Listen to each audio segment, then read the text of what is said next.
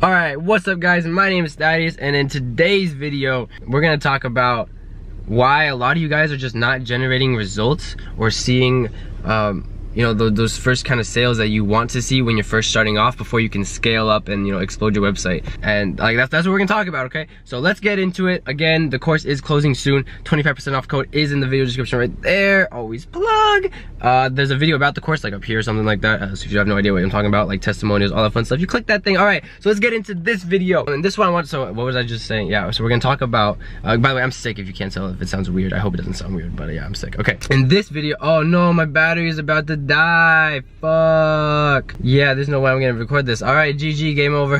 I'm gonna have to charge the battery and then come back here or something like that.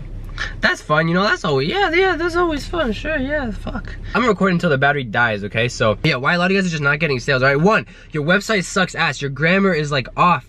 You use blurry image, guys. You want to use the highest quality images you possibly can on your website, okay? Blurry images is like the number one thing that I see, that a lot of people, like, they send me the website and then they're like, okay, check it out, let me know what you think. One, blurry images. Like, you load the site and they're like, what the hell is this? Okay, don't use blurry images. Two, grammar is off, okay? If you don't know how to, like, write proper English or something, go to, like, Fiverr or Fiverr, whatever that's called, hire a copywriter for, like, $5. Literally $5 to write your website stuff for you, and then you can paste that on your website and it looks like 10 times better, okay? Because when someone hits your website and they see that it's spelled, like things are spelled wrong or they're like sentences are not fluid or something like that, you're throwing that hard-earned traffic that you like paid marketing for to get them to your site, you're throwing that right down the drain. Like, they're gonna bounce, they're gonna leave your site after 5 seconds, okay? That's one thing. Now, the other thing is your marketing is terrible, okay?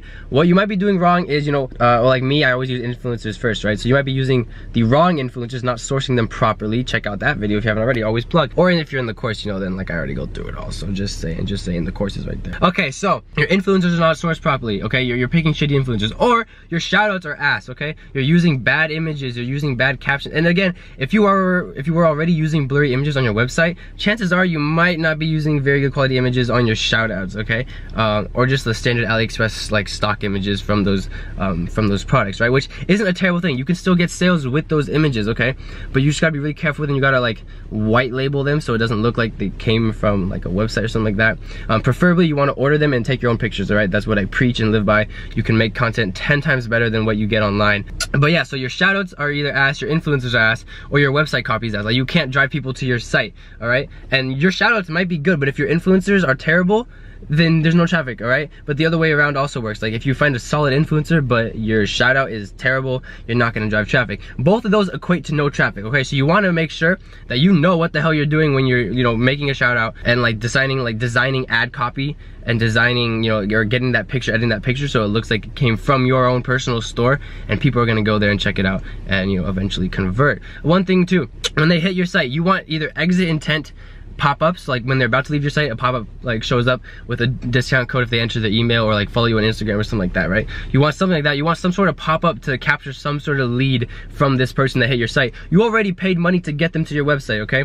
The last thing you want is them just to walk out the door, never see them again, okay? The one way to stop that from happening is if you get some sort of information from them, okay? Have them follow you on Instagram, have them like your business Facebook page, have them enter their email in, some sort of methodology so that they don't just walk right out the door and you never see them again, okay? That's the worst. Like, that's not what you want, because you paid money to get them to your website and they may or may not have bought something, and if they didn't buy something but they already visited your website, it means like they expressed interest already, okay? So you want to collect those like leads, those warm leads, because they've already hit your site, so that you can retarget them later with, you know, either paid ads, email marketing, or something of that nature, okay? Now, that's like a few reasons why you might not be getting traction. There's a lot of things that play into it, like a lot of the small things too that I always talk about, like remove the Powered by Shopify thing at the bottom of the screen.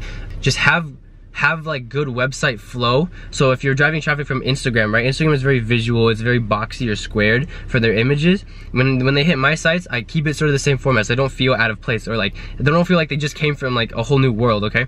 You bring them to your site and all my images, my whole, and we're back. This is a DSLR camera that I'm filming on. The vlog camera is like right there. Always carry 2 cameras on me. All right, not coming from a whole different world, right? So if you're sending traffic from Instagram, you want them to hit your site and like have them have some form of like similarity to your site. Okay, does that kind of make sense? Instagram is very boxy and visual. When they hit my site, I like to keep it like very visual and like sort of like boxy but modern and simple, right? So they're not actually like boxes and shit, but like familiar. Keep some essence of familiarity with your website from whatever traffic source you're bringing in like bringing them into, like whether you're bringing them from Pinterest, Facebook, Instagram, Twitter, like whatever you're doing, keep some form of familiarity with that, okay? Just to structure and just to make it easier to convert your sales, because ultimately continuity between all the different platforms you're on with whatever brand you're building, continuity and like flow from each of these is super vital, just because if one of them is a little off, the customer will get that and they'll be like, this is kind of weird.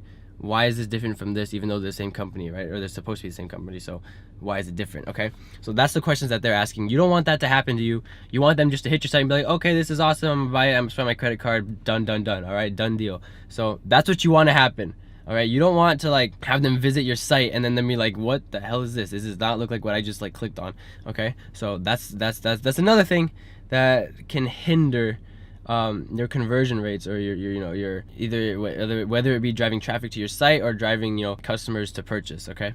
So those are a few things that you can do to stop people, or just to increase the strength of your website, like converting power, okay? If that kind of makes sense. That's what we're talking about.